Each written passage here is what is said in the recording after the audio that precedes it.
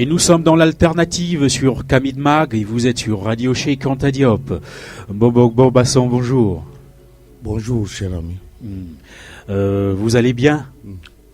Écoutez, j'essaye d'aller, mais ça va pas très fort parce que nous continuons de subir l'adversité de l'Église catholique qui entend séjourner de manière très durable sur notre grotte.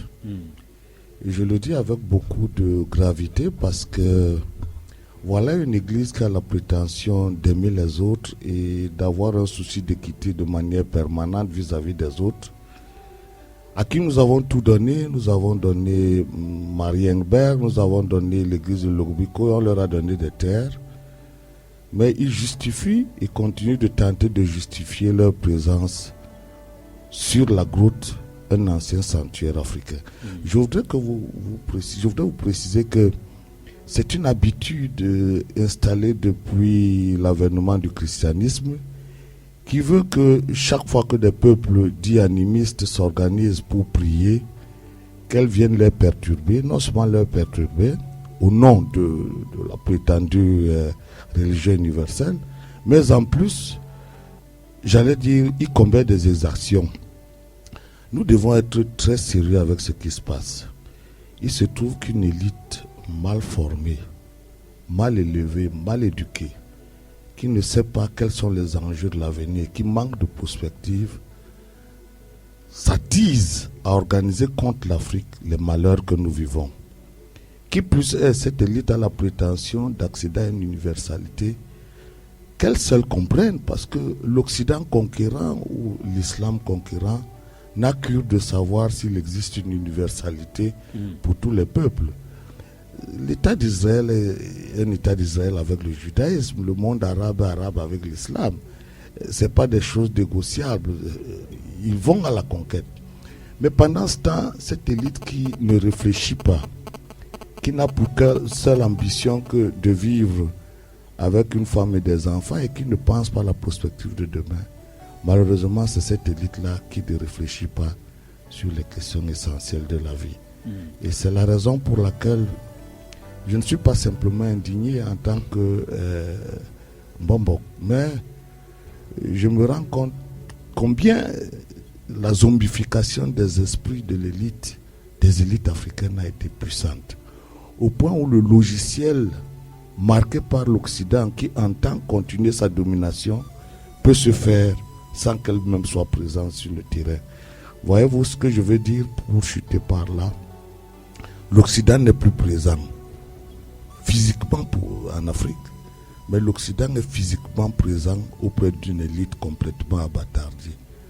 Voilà la question telle qu'elle se pose. Et pour embrayer un tout petit peu, le sous-préfet du coin, c'est-à-dire qui se trouve là-bas à Nyanon, nous a indiqué que nous ne pouvions pas aller prier. Comme si on pouvait empêcher des gens d'aller prier. Vous voyez, c'est-à-dire des gens vont à la mosquée, on leur dit pas, n'allez pas à la mosquée. Des gens vont dans les églises, on leur dit pas, n'allez pas dans les églises. Mais nous, on a un sanctuaire et nous sommes interdits d'y aller. Vous voyez la contradiction profonde dont je parlais, paradoxale, qui veut qu'une élite abrutie par le modèle dominant continue de nous casser les pieds alors que la question religieuse est essentielle. Je voudrais dire, et c'est peut-être ça qui est le plus poignant, depuis que l'Afrique est religieuse, au sens islamique ou chrétienne, les guerres sont installées. Regardez la RCA, regardez la Côte d'Ivoire, même si on ne le dit pas, c'est toujours l'affrontement nord-sud. C'est islam contre christianisme. Regardez le Soudan. Partout, les élites africaines prennent sur elles d'instaurer les nouveaux djihad qui ne sont même pas leur propre catégorie mentale. Un tout petit peu comme la question anglophone et francophone. C'est-à-dire les catégories mentales du dominateur sont perçues comme nos propres catégories. Cette élite a intériorisé comme légitime la victoire du maître et n'entend même pas se rebeller contre la victoire du maître. Elle entend même être assiégée et trouve raisonnable de ressembler au maître, alors que la loi de la vie c'est la diversité. diversité religieuse, diversité culturelle, mais aussi diversité humaine, autant qu'il y a une diversité minérale, végétale et animale. Donc du coup, c'est une faute lourde d'abandonner cette tradition religieuse pour accéder à celle des autres, qui par ailleurs vous ont dominé et mis en esclavage. Voilà le paradoxe.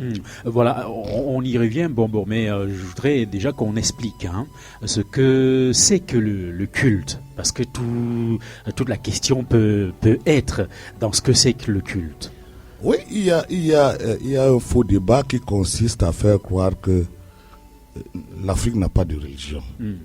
C'est-à-dire, des gens, comme ils ne voient pas les cathédrales et les mosquées, ils donnent à croire que le sentiment qui doit être partagé, c'est celui d'accéder à la religion des autres. Alors, je voudrais préciser qu'avoir une religion signifie simplement avoir un prêtre, avoir un sanctuaire, avoir des fidèles, avoir des objets de culte. Même si par ailleurs, vous n'avez pas de liturgie écrite. Il en est ainsi de notre droit, de notre économie. Les gens vous disent, oui, mais l'Afrique n'a rien écrit. Et c'est parce que l'Afrique n'a rien écrit, ou prétendument rien écrit, que vous ne pouvez pas recréer les conditions de cette écriture, qui plus est. L'Empire du Mali avait l'écriture, l'Empire d'Égypte avait une écriture. Alors, les 5 siècles d'amnésie que nous avons eus font croire que l'Afrique n'a pas eu de religion, l'Afrique n'a pas eu de droit, l'Afrique n'a pas eu d'économie, l'Afrique n'a pas eu de théorie politique. Et du coup, toute l'élite enseigne dans les universités des choses qui n'ont rien à voir avec l'Afrique. Donc, il en est ainsi de la question religieuse en Afrique, qui ressemble en bien de point au modèle culturel asiatique, qui lui aussi n'a pas été fondé à créer des prophètes de toutes pièces ou des messies de toutes pièces. Je voudrais faire remarquer que le monde asiatique a davantage de philosophes, tout comme le monde africain a davantage de philosophes. Ce qui ne veut pas dire que ça ne couvre pas une religion profonde, qui même si elle n'apparaît pas sous l'angle du prosélytisme que l'on voit à la recherche des fidèles de l'église ou de la mosquée, ça ne veut rien dire de ne pas avoir de fidèles. C'est un choix mental que l'Afrique a eu de ne pas chercher de manière effrénée des fidèles, parce que notre religion n'est pas conquérante. Et si notre religion n'est pas conquérante, cela ne veut pas dire que nous n'avons pas de religion. Voilà comment se pose le problème. Mais avant d'arriver à Taïu Kamgé, autre question, qu'est-ce qu'elle peut avoir de spécial, cette grotte, enfin bref, ce sanctuaire de Ngoli Toumba? C'est précisément la question qu'il faut poser à l'Église. Nous sommes prêts à lui donner des hectares pour faire des multiples champs de croix si elle veut. Nous sommes même capables de lui dire, prenez 20 hectares, faites 10 millions de croix sur ces hectares. Mais pourquoi précisément elle insiste sur Ngoli Toumba? Et je voudrais vous rappeler qu'elle ne l'a pas fait uniquement Ngoli Toumba. Elle l'a fait, je crois, à Baham, on m'a dit chez les Feveux. Elle l'a fait chez les Incas. Elle a fait la même chose au Brésil. Elle a fait en Guadeloupe, en Martinique. Partout où l'église conquérante a voulu s'installer, elle a non seulement détruit les maîtres des lieux, les spirituels des lieux, mais elle a implanté la croix. Mais je voudrais vous rappeler que toutes les montagnes en Occident n'ont aucune croix. Alors, pourquoi paradoxalement vous traversez les Alpes, les Pyrénées, etc., vous ne trouvez aucune croix sur les montagnes qui abondent? Et pourquoi c'est chez nous qu'elle vient chercher les lieux de montagne? Regardez vos lieux. C'est la même chose. Partout, elle installe des croix. Pourquoi? Parce que précisément les peuples dits animistes, c'est-à-dire les peuples qui, comme nous, croient qu'il y a une religion naturelle, ont toujours estimé que la montagne, du fait de son élévation, est davantage proche des vibrations positives, puisque en profondeur, quand on monte en hauteur, on rencontre davantage d'air pur, on se consacre le mieux, on se concentre davantage. Et de plus, ces zones-là sont des zones de résurgence, souvent des matériaux profonds, l'écorce terrestre, qui ont de profondes qualités magnésiques et du coup spirituelles. Voilà la seule raison. Mais l'Église aurait pu mettre les montagnes chez elle pour en profiter. Mais pourquoi c'est chez nous qu'elle vient poser les croix? Cela veut dire simplement qu'elle a pour ambition d'annihiler la volonté de tous les autres peuples de vivre. Alors, du coup, l'Église dite catholique, c'est quel amour ça? C'est quelle justice? C'est quelle équité? Qui plus est, vous voyez des pédophiles qui montent en puissance partout. Vous voyez des prêtres qui s'accaparent les terrains des gens.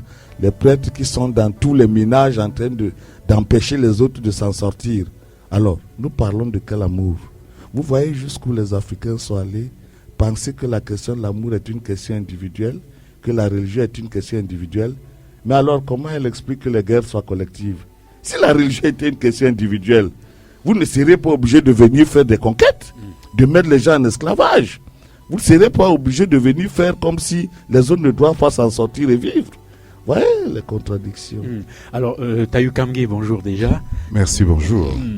Au nom de cette différence culturelle, cette différence de religion, ainsi de suite, mais j'allais vous poser la question liberté de culte, et on est là dans la constitution du Cameroun, par exemple, c'est-à-dire que c'est un droit.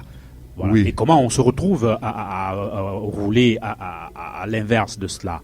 Je pense que on reviendra dessus si vous permettez. Mais d'abord pour les auditeurs, il serait bon qu'on signale pour replacer la sortie de Mbombok dans son contexte, c'est que le 28 de ce mois devait être organisé un pèlerinage des enfants pour Bati, je crois, sur la grotte. Ils devaient aller prier, n'est-ce pas, comme ils l'ont fait depuis des millénaires, aller prier sur leur tombe. N'est-ce pas, sur la tombe, enfin pas sur la tombe, mais parce que je parle en tant que Babileke, en parlant des crânes.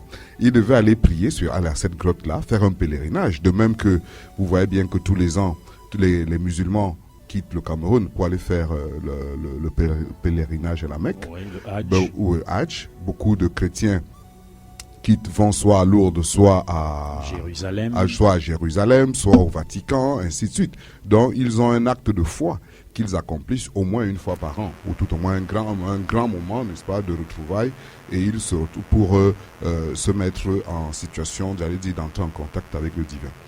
Là, les Mbombok, n'est-ce pas, et la communauté Bassa devaient se réunir dans ce 28-là.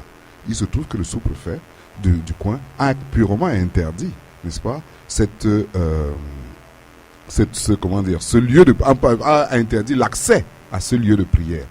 Et là, on retombe un peu sur votre question, mais je pourrais souhaiter que ce soit un poisson à qui, moi aussi, je voudrais poser les questions, qu'il soit. Là, on retrouve un peu la question qui est la vôtre. Comment se peut-il que un droit qui est garanti par la Constitution, et le chef d'État derrière moi a rappelé, en ce qui concerne les événements de Bamenda, que, à travers cela, que la liberté d'expression et de manifestation était une chose qui était inaliénable et que serait punie toute personne qui contrevient, n'est-ce pas, qu'elle soit du bon ou du mauvais côté, elle devait être punie.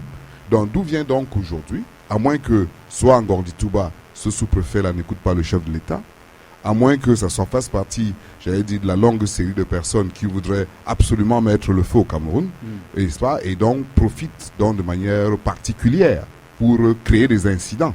Parce que d'où peut venir l'idée à un sous-préfet, n'est-ce pas, d'interdire aux gens d'aller prier. Vraiment, ce n'est pas un rendez-vous politique, ce n'est pas un rendez-vous, festif, ce n'est pas un rendez-vous... non, les gens se disent, nous, on va aller prier. En quoi est-ce que la prière peut devenir aujourd'hui l'objet, n'est-ce pas, d'une récrimination, alors que par ailleurs c'est reconnu, j'allais dire de manière formelle dans la Constitution. Non seulement c'est reconnu dans la Constitution que les gens ont le droit de prier, d'aller, ça fait partie même en plus, même de mon point de vue interne, j'allais dire du point de vue international, n'est-ce pas, la prière ou le lieu, l'accession au lieu de prière sont acceptés. Je pense qu'il y a pas longtemps, il y a quelques temps quand même, au niveau de l'UNESCO, je crois. Je vais vous lire, c'est la déclaration des Nations Unies sur les droits des peuples autochtones. Elle dit de manière claire à l'article 11, alinéa 2, les États doivent accorder réparation. Notez qu'il ne s'agit pas que les États peuvent. Les États doivent accorder réparation par le biais des mécanismes efficaces mis au point en concertation avec les peuples autochtones en ce qui concerne les biens culturels, intellectuels, religieux et spirituels qui leur ont été pris sans leur consentement. Bon, ça, les États doivent accorder réparation par le biais de mécanismes efficaces mis au point en concertation avec les peuples autochtones en ce qui concerne les biens culturels, intellectuels, religieux et spirituels. Je voudrais dire que c'est l'État du Cameroun, le sous-préfet, qui aurait dû nous aider à dire à l'Église catholique de ne plus y aller, de ne même pas tenter d'y aller, puisque du point de vue du droit international et de la Déclaration des Nations Unies, il est tout à fait clair et admis que il faut réparer. D'ailleurs, nous n'avons même pas encore demandé réparation. Nous insistons uniquement pour que nous aussi nous allions prier. Mais déjà, l'Église catholique, quoi qu'elle est chez elle, elle s'installe.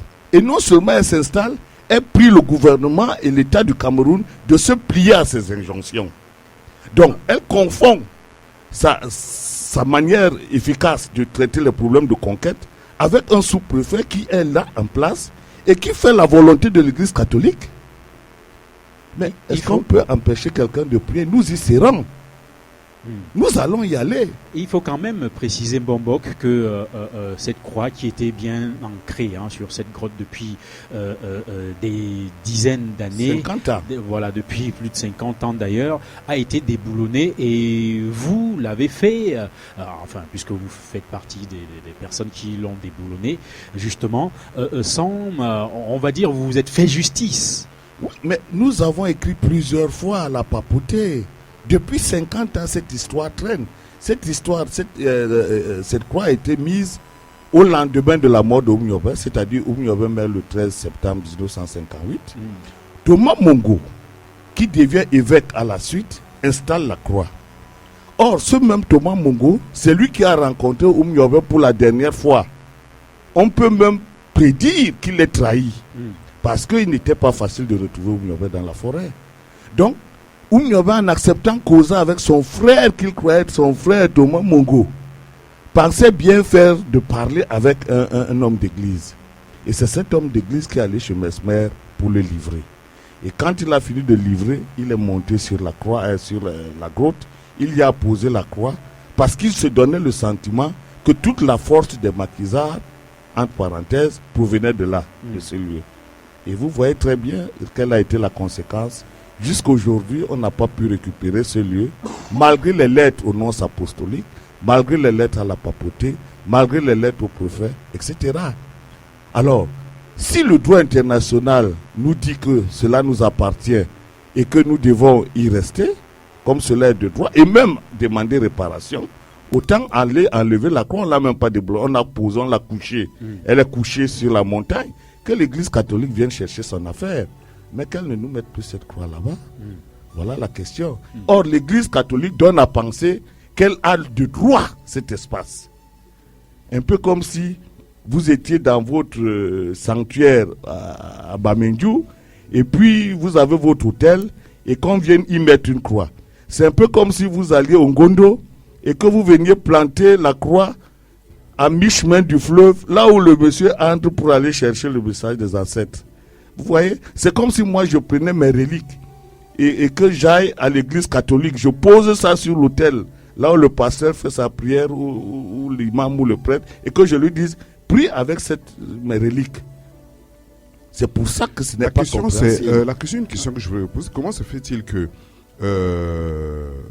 ce soit particulièrement le culte Bassa qui soit à ce point, j'allais dire, à défaut de dire interdit, mais c'est encadré. On se souvient bien que les Bamoun avec le Ngon n'ont pas de problème pour réaliser ou pour faire que ce soit une fête, j'allais dire quelque chose de festif autour de leur culture. Les Douala, n'est-ce pas, le font. Les Bafoussam le font. Au nord-ouest, que ce soit au nord-ouest, au sud-ouest ou même au nord Cameroun, n'est-ce pas, il y a la possibilité de faire de faire un pèlerinage ou d'avoir un grand moment de recueillement. Pourquoi est-ce que ce soit le culte, les Bassa, cette fois-ci, enfin tout au moins là, qui sont interdits, alors qu'on sait que par ailleurs, au mois de février, n'est-ce pas, la même Église catholique a prévu un pèlerinage sur ce lieu, et ce lieu-là, à ce moment-là, c'est plutôt n'a pas été interdit. Et vous qui voyez, pourquoi c'est celui de Mbombok qui est spécialement interdit? Je crois qu'il y a deux réponses à cela. La première, c'est que N'oubliez jamais que lorsque l'Église et les missionnaires entrent au Cameroun, les Douala ne sont pas encore constitués de manière forte. Ils cohabitent avec les Bassas. Donc, la vérité est que c'est par les Bassas que les missionnaires s'installent durablement. Puisque la première cathédrale, c'est à Marienberg, c'est-à-dire vers Edea là-bas. Donc, c'est là-bas que commence, j'allais dire, la mission sacrée de l'Église. C'est la raison pour laquelle, d'ailleurs, l'un des premiers évêques, tous les premiers évêques, beaucoup sont des Bassas. À part lui, il y a Simon Péquet, qu'on appelle Baba Simon. Ils sont les premiers évêques. Donc, tout naturellement, l'histoire aidant, ils sont venus s'installer. Mais ils se sont installés dans des conditions extrêmement difficiles, parce qu'en même temps, il y a eu des guerres des indépendances. Et brusquement, le fait que le peuple Bassa était très belliqueux a opposé fortement les missionnaires et l'État postcolonial à sa volonté d'autonomie. Donc, vous voyez, il y a une conjonction entre les guerres d'indépendance, la durabilité de l'Église à cet endroit et la volonté d'anéantir définitivement les capacités du peuple Bassa à se mobiliser. Dans l'Ouest, ça a été un peu plus difficile, bien que Ndogmo a essayé. N'oubliez jamais que Ndogmo a essayé de mettre la croix à Fouvou de Baham. Et puis, les Baham ont enlevé la croix. Et n'oubliez pas aussi que le taux impressionnant de chrétiens s'est accru davantage chez les Bassa que chez les Bamlékés. Même quand les Bamlékés vont un peu à l'église, ils reviennent voir leur crâne. Mais chez les Bassa, c'est un peu comme chez les Bétis. La culturation est très profonde. Je veux dire que le Bassa ou le Béti, certains, j'allais dire les 80%, croient même que Jésus va les sauver. C'est-à-dire ils ont pris le train en marche, mais ils dépassent déjà l'Église, qui elle-même est en désarroi en Occident. C'est-à-dire que l'Église tend à prospérer plus chez nous que chez ceux qui l'ont apporté. Donc du coup, vous voyez ce qui se passe. C'est-à-dire c'est pas simplement une indignité, c'est une méprise de leur personnalité. C'est une négation de leur tradition religieuse. C'est un refus d'être africain. C'est un refus d'être Bassao Béti. C'est-à-dire qu'il a été ancré dans la psychologie, la psyché de l'homme Bassa et de l'homme Béti, que Jésus est sérieux. Et Mahomet a été aussi sérieux du côté des Peuls. Vous comprenez? Donc, les peuples qui ont été fragilisés sont les peuples où les rites initiatiques ont été affaiblis pour une raison ou pour une autre. Et les peuples forts, des peuples qui sont porteurs de beaucoup de dignité culturelle, ont quelque chose à voir avec les rites initiatiques. Regardez les Bamlékés, c'est pour ça que vous leur sentez quelque chose de culturel, de très puissant, exactement comme l'État juif. Si vous négligez cette zone qu'on appelle la religion, vous êtes incapable d'initiative historique. Voilà l'Asie. L'Asie est première puissance mondiale bientôt. La Chine. Mais la Chine n'a pas eu besoin du christianisme et de l'islam. D'où vient-il que nous soyons enclins à croire que Jésus va nous sauver, Mohamed va nous sauver, et qu'à la fin nous ne sachions même pas si on va à l'abattoir? Mais regardez la Chine.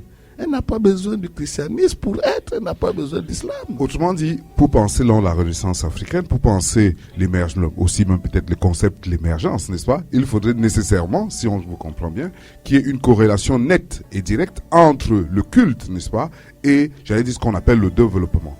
Mais si vous ne faites et pas... que c'est ce que si les Bassas sont aujourd'hui désarticulés, n'est-ce pas, éparpillés, n'ont pas un sens de la communauté, c'est bien parce que... C'est la cause fondamentale. Parce que le culte ancestral, d'où qu'il vienne, est le lieu d'une vigilance affûtée de l'esprit. Quand vous êtes en connexion avec vos ancêtres, l'esprit vous commande de faire très attention. Non seulement d'être vous-même, mais de contrôler autour de vous toutes les manifestations susceptibles de vous affaiblir. Donc du coup, il y a une relation étroite entre la question de la religion et la question du développement. Puisque la religion est ici entendue comme le ferment d'une volonté d'être soi-même. Et quand on a une ferme volonté d'être soi-même, on devient culturellement fort. Et quand on est culturellement fort, on devient scientifiquement fort. Parce que la culture vous prescrit la conquête du monde. La culture vous prescrit d'être en accord et en adéquation avec ce que vous êtes profondément. Et si vous avez perdu cette région qu'on appelle la religion, même la science, vous ne pouvez plus la faire. Il faut faire très attention. La science a quelque chose à voir directement avec la religion. Si vous êtes un bon scientifique, rappelez-vous ce que je vous ai dit. Vous êtes nécessairement en contact avec vos ancêtres. Sinon, vous avez de fortes chances d'être un répétiteur de la science des autres. Parce que être scientifique, ce n'est pas répéter servilement ce que les maîtres disent. Être scientifique, c'est être capable de voir dans sa culture les codes qui peuvent vous permettre d'entrer non seulement en relation avec vos ancêtres, mais de prendre acte de cette relation pour vous développer. D'abord, vous libérer spirituellement et après, vous libérer scientifiquement. Est-ce que vous pouvez nous prendre un exemple en utilisant peut-être parce que je sais qu'aujourd'hui, nous sommes tellement ancrés dans le cartésianisme, dans l'Occident, n'est-ce pas, qu'on a du mal à voir qu'est-ce qui, n'est-ce pas, dans l'Occident, le rapport qu'il y aurait entre le cartésianisme et la religion qui pourrait faire qu'il y ait un développement. Alors, il y a développement de l'Occident parce qu'il va à la conquête des autres. Il les a servis, il les abrutit, il les déporte en esclavage et il pille ses richesses. Oui, le lien avec la religion. Le lien qu'il y a avec la religion, c'est que la conquête, l'idée de la conquête et l'exclusivisme, c'est-à-dire l'idée que seul Jésus va sauver, seul Jésus doit être le maître du monde, seul Jésus doit transporter l'idéal du monde, accompagne la mystique de la conquête. C'est pour ça qu'on ne peut pas séparer ces deux choses. L'idée qui veut que vous alliez conquérir les autres par la politique ou par la militarisation de l'espace accompagne l'idée selon laquelle ce n'est que votre religion qui doit être la bonne. Les autres n'ont pas le droit. Et du coup, quand vous vous êtes donné comme responsabilité que les autres n'ont pas le droit, vous pouvez les tuer sans que cela vous fasse mauvaise conscience. Et c'est contraire à la pensée africaine, à la religion africaine, qui n'est pas conquérante. Parce que sa volonté n'est pas d'aller asservir les autres. Du coup, sa religion est ouverte. Elle est plus ouverte et plus tolérante. Quand quelqu'un vous plante que sans Jésus, vous ne pouvez pas être sauvé, du coup, il y a l'intolérance. Comment voulez-vous que vous soyez Jésus, vous soyez avec Jésus et que vous soyez tolérant? C'est impossible. C'est une mission impossible. C'est pour ça que l'Église et l'islam nous racontent des histoires. Ils parlent d'un écuménisme qu'ils ne peuvent pas assumer. Dès que tu as dit que Jésus est ton sauveur et que nulle part au monde, personne ne peut te sauver, du coup tu installes l'intolérance, du coup tu installes les conditions maximales de la guerre. C'est pour ça que vous voyez très bien que toutes les guerres, les croisades qui s'effectuent en Occident entre l'Église et l'islam sont désormais déportées chez nous. Vous voyez, c'est-à-dire que l'Afrique a fait comme si l'idée de Jésus, l'idée de Mahomet avait la même sécurisation mentale que celle de l'Occident qui, lui, il est conquérant. L'Afrique n'est pas conquérante. Mais elle fait donc des guerres entre ses propres frères au lieu de prendre ce qu'elle a pour aller conquérir ceux qui l'ont conquise. Vous voyez? C'est-à-dire que brusquement, le terrain change. On est conquérant contre son propre frère alors que la conquête est venue d'ailleurs. Et donc, brusquement, vous voyez, les échelles de valeur changent.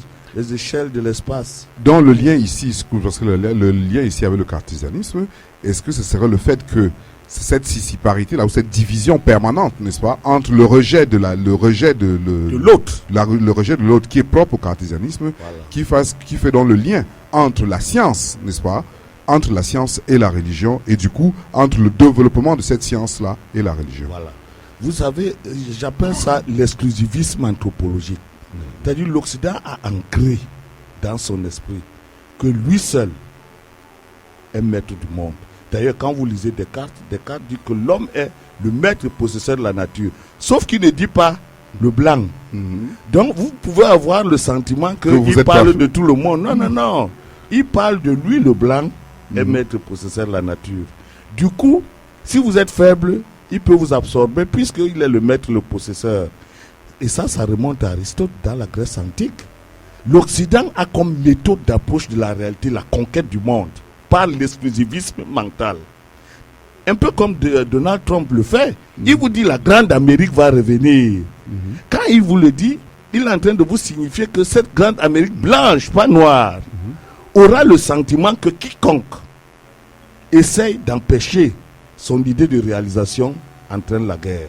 Aux Asiatiques, c'est que la science. Non. Les Asiatiques étaient potentiellement préparés scientifiquement pour aller prendre ce que l'Occident a fait. Et aujourd'hui, l'Occident fait le sens contraire.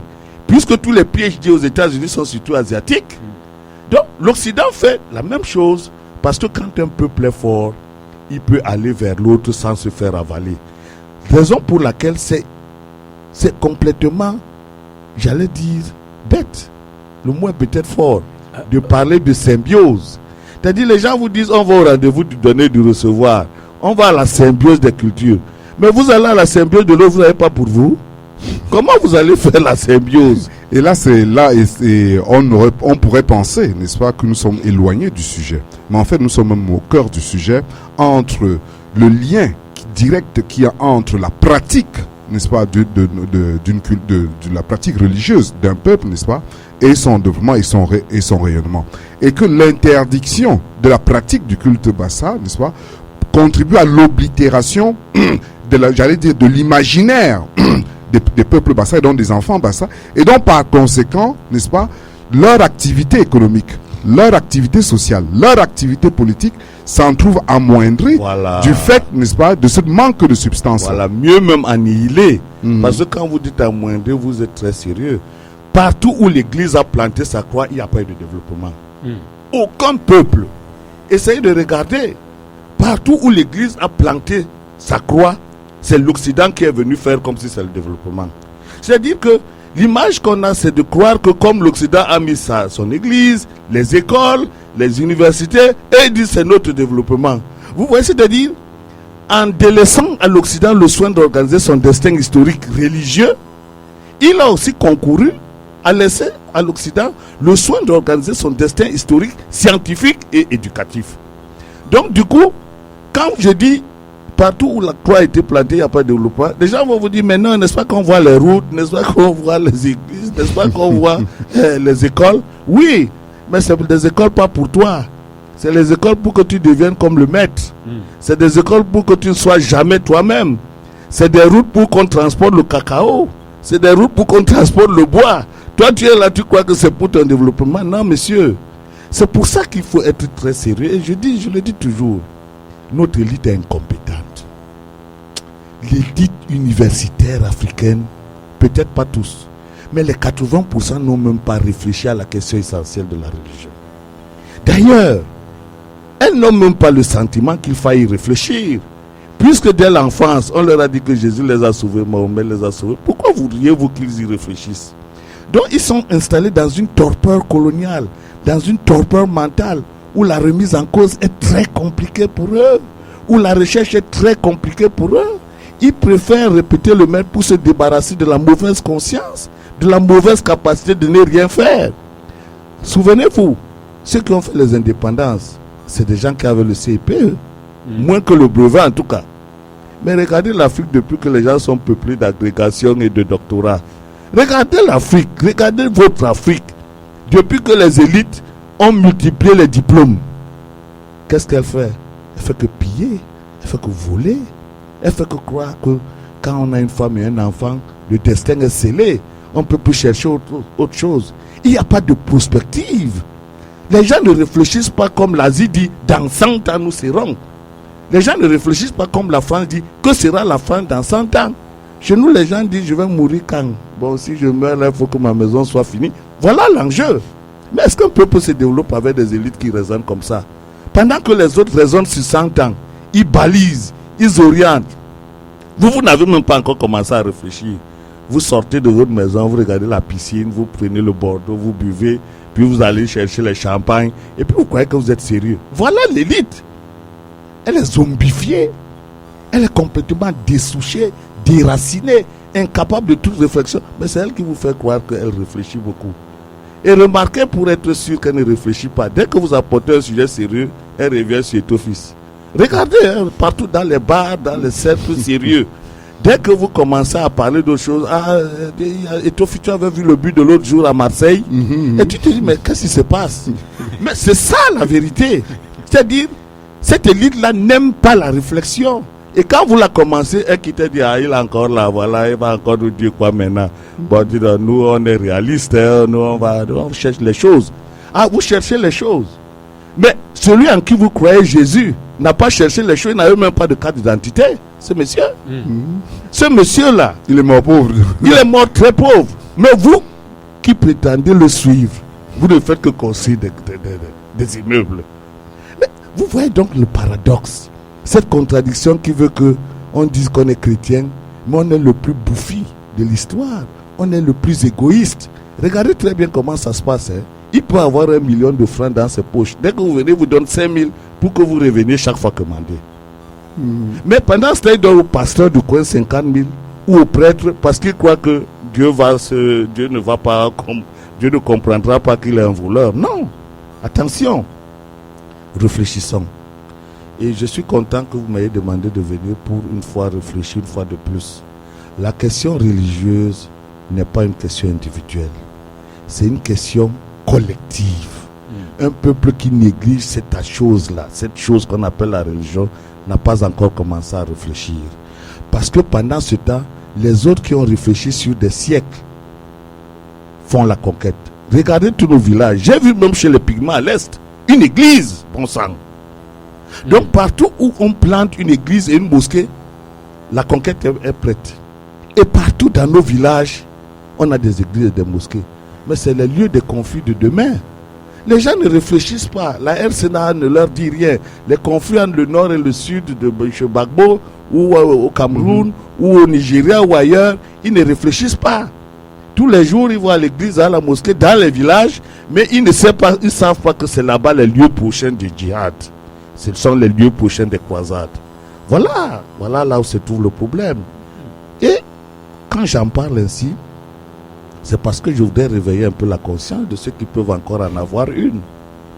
Que ceux qui en ont encore une nous aident à faire ce qu'on peut faire. Parce que l'Arabie Saoudite finance l'expansion des mosquées partout dans le monde avec la Ligue arabe.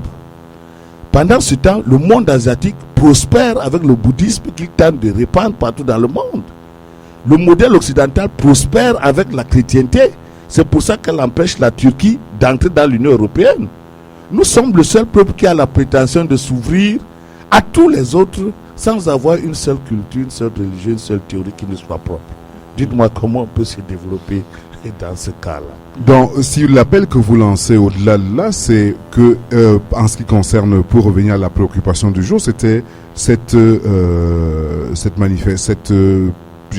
procession qui aurait dû se faire le 28 janvier.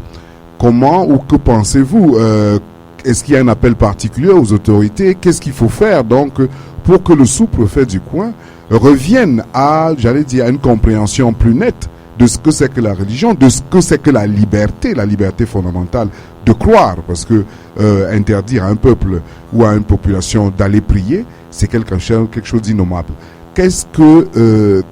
C'est l'appel que vous lancez maintenant, quel est-il? Moi, je parie que le ministère de la Communication, qui écoute toutes les radios en ce moment très sensible, fera ce qu'il doit faire. J'espère que... Mais ça relève pas du ministère de la Communication. Il va appeler ses collègues. Je voudrais dire du ministère de l'AT, je veux dire, à la limite. Oui, mais le ministre de la Communication est prompt à défendre les points de vue du gouvernement. Donc, il peut aussi aider. Le disant, je ne suis pas sûr que des personnes de l'AT écoutent, mais si les personnes qui sont à l'AT, qui travaillent à l'AT, savent ce que c'est que les textes de déclaration des Nations Unies, ils doivent pouvoir dire au ministre qu'il y a un problème qui se pose quelque part là-bas. N'allons pas créer des problèmes là où il n'y en a pas. On ne va pas dire aux Mbongbok de ne pas aller faire leur prière. Parce que de toutes les façons, nous devons faire la prière. C'est-à-dire que... Parce que là, c'est un rituel immuable qui a date qui doit être fait. On ne pourrait pas reporter, par exemple, la date du 25 décembre à un autre jour. C'est comme le 24 au 26. Est-ce que vous iriez dire que Marie et Jésus qui est né le 24 au 26, vous avez changé de jour? Nous, on le fait depuis très longtemps. C'est les mêmes dates. Chaque année, c'est la même date. Pour nous, c'est une chose que nous devons faire parce que cela participe de notre volonté d'être nous-mêmes. Donc, si vous nous empêchez de le faire, on fait comment? On ne part pas, on renonce? On est même tenté de se poser la question, Bombo, pourquoi est-ce que cela fait tant peur? Mais précisément, moi, je ne sais pas à qui ça fait peur. Est-ce l'Église catholique? Moi, je crois que c'est davantage une question de l'Église catholique. Je le dis parce que... Le sous-préfet n'est pas forcément... C'est pas un prêtre ou vous savez, un porte-parole souvent, de l'Église catholique. Non, c'est un porte-parole souvent. Je vous ai parlé de l'aliénation qui est généralisée.